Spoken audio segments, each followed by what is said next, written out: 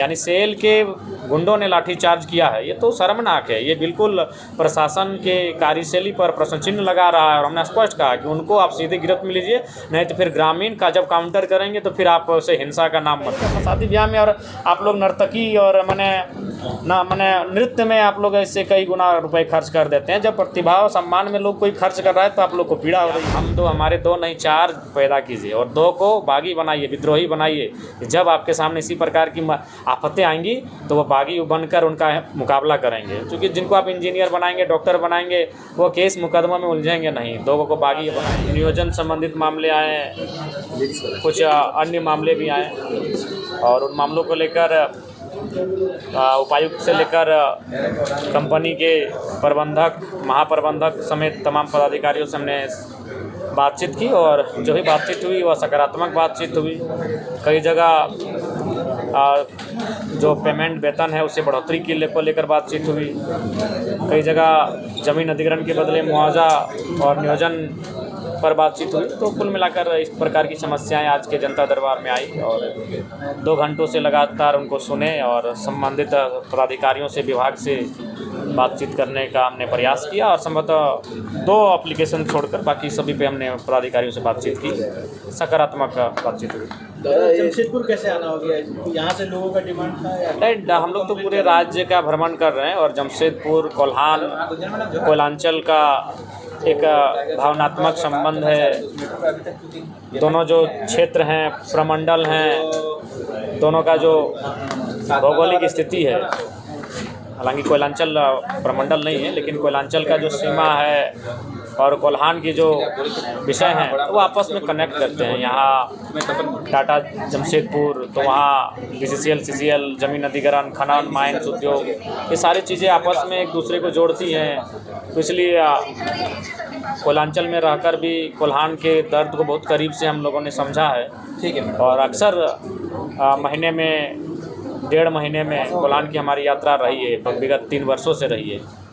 सिंदरी बलियापुर में जो घटना घटी रैयतों के साथ, पुलिस के सामने कंपनी के गुंडे द्वारा जो हरकत किया, कि स्पष्ट कहना चाहेंगे, झारखंडियों के पास ज़मीन है और यही हमारा सबसे बड़ा अपराध है।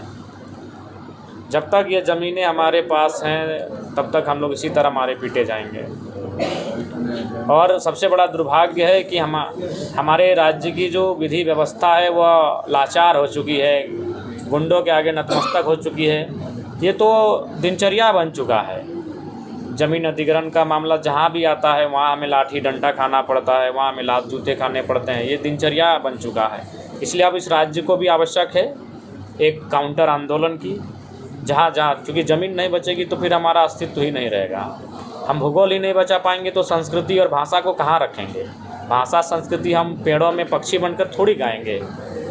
भूगोल ही नहीं रहेगा तो हमारा अस्तित्व, हमारा पहचान ही मिट जाएगा। इसलिए आज ये सिंदरी ने, मैंने तो अक्सर 3 वर्षों से आप मेरे भाषण में, मेरे विषयों में कॉमन अगर कुछ पाएंगे तो वो ज़मीन पाएंगे। मैंने बार बार लोगों से आग्रह भी किया, खासकर उद्योगों के आसपास रहने वाले लोगों से, खनन के आसपास रहने वाले लोगों से मैंने कहा भी था कि आप हमारे 2 नहीं 4 पैदा कीजिए और 2 को बागी बनाइए, विद्रोही बनाइए।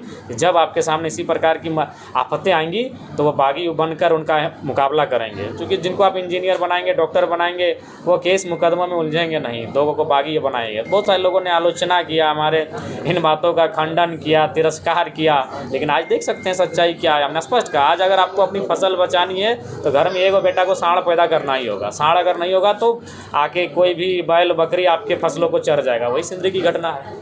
तो DSP महोदय से आपने बातें भी की हैं? नहीं, SP से बात किया हुआ है। SP महोदय से हमने बात किया, थाना प्रभारी से बात किया और हमने स्पष्ट कहा कि अगर पुलिस वर्दी में अगर लाठीचार्ज करती तो समझ में आता है कि अगर भीड़ अनियंत्रित हो रही है, किसी कार्य में बाधा उत्पन्न कर रही है तो उनको अधिकार है आंसू गैस, रबड़ गोला, लाठीचार्ज करने का। लेकिन उनके सामने जिस प्रकार से कुछ लोगों ने, यानी सेल के गुंडों ने लाठीचार्ज किया है, ये तो शर्मनाक है। ये बिल्कुल प्रशासन के कार्यशैली पर प्रश्न चिन्ह लगा रहा है। और हमने स्पष्ट कहा कि उनको आप सीधे गिरफ्त में लीजिए, नहीं तो फिर ग्रामीण का जब काउंटर करेंगे तो फिर आप उसे हिंसा का नाम मत दीजिएगा।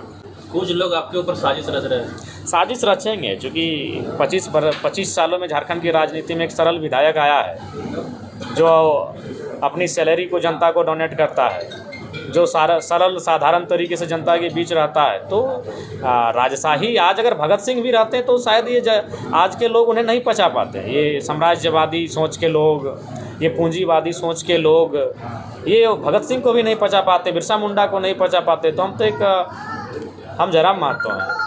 विधायक जयराम महतो पर थप्पड़ जड़ने का भी आरोप लग रहा है। अरे महाराज जी साहब, अफवाह है। बेल्ट भी निकाले थे। भाई हम बेल्ट कभी कभी कभार पहनते हैं। वो राज्यपाल महोदय कार्यक्रम था, शर्ट को इन करना था, इसीलिए हमने बेल्ट पहना था। अभी कई लोगों का डिमांड था, नहीं तो जनरली आज भी देखिए आप पूरा कोल्हान देखिए, पूरा पश्चिमी सिंहभूम देखिए, किसी भी कार्यक्रम में जाके देखिएगा मेरा कमर में बेल्ट कभी नहीं होता। बेल्ट हम नहीं रख पाते, हम रुमाल नहीं रखते हैं, हम हाथ में घड़ी नहीं रखते हैं। घड़ी भी हम विशेष दिन पहनते हैं। उस दिन चूँकि टाइम 15 मिनट दिया गया था हमको, तो हमने घड़ी पहना था। उसके बाद घड़ी हम यूज़ नहीं करते हैं, सीधा अब इलेक्शन में यूज़ करेंगे या तो फिर किसी विशेष कार्यक्रम में यूज़ करेंगे। अभी जब हम टी शर्ट पहनेंगे चूँकि घड़ी का लुक दिखेगा। अच्छा, रैयतों को अगर इस तरह से समस्या होती है तो जयराम महतो ने कहा आंदोलन भी करना पड़े तो आएंगे, तो लीड करेंगे जयराम महतो और उनके लोग। अरे भाई, जहाँ भी ऐसा आंदोलन हो रहा है वहाँ लीड जेल ही कर रही है। चाहे रामगढ़ हो, बूढ़ा खाप हो, कोल्हान हो या धनबाद हो, हर जगह तो लीड में हम ही लोग हैं। लीड हम ही लोग कर रहे हैं। कल ही जो आपका बीआईटी में हल जोतने का मामला प्रकाश में आया, किसने लीड किया? जेल के हमने लीड किया, हमारे साथियों ने लीड किया।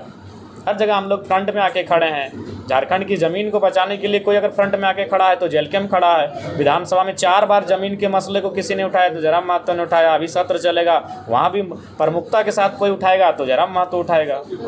अंतिम सवाल, आपने 75% लोगों छात्रों को दान किया, लेकिन आपके सवाल हो रहा है कि 20 लाख का पंडाले बना दिए थे। अरे भाई 20 लाख का, अरे 20 लाख राशि समझते हैं कितना बड़ा राशि होता है? उसके बाद आप स्पष्ट जान लीजिए, उसमें जो भी कार्यक्रम में बाकी जो सजावट आपने देखा उसमें विभागीय सहयोग था। जब क्योंकि महामहिम का कार्यक्रम था, आपने देखा कि सड़क मैंने तुरंत तैयार हुआ, टेम्प्रोरी ही सही सड़क बना, दीवार को तोड़ा गया। तो सब खर्च हम थोड़ी वहन करेंगे, ये विभागीय खर्च है। आपने विशेष नोट किया होगा कि वहाँ हमारे दल का कोई नेता मंच में नहीं था, हमारे दल का एक झंडा नहीं था, यहाँ तक कि हमने जेल कैम्प शब्द का उच्चारण नहीं किया मंच में, क्योंकि ये भी गवर्नर महोदय का कार्यक्रम था, यानी दल से परे। तो ये विभागीय खर्च से सहयोग मिला है, जिसके कारण आपने जो थोड़ा बहुत देखा।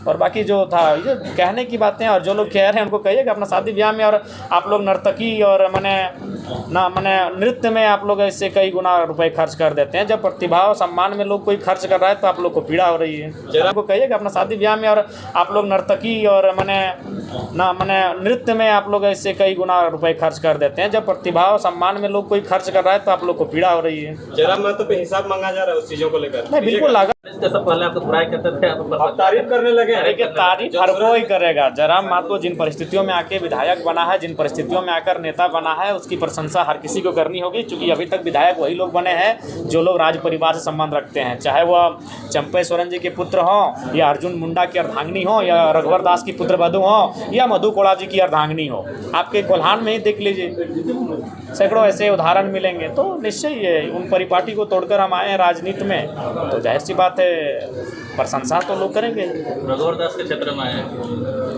जी, देखते हैं, उनसे बातचीत करते हैं कि आप ऐसे तो अब बेचारे चुनाव में मैंने विधानसभा के अंदर है नहीं। तो सर जी सेंट्रल को क्वेश्चन पूछते हैं सर, हमारा TDS के बारे में, ग्रामीण डाक सेवक जो है सर यहाँ का टारगेट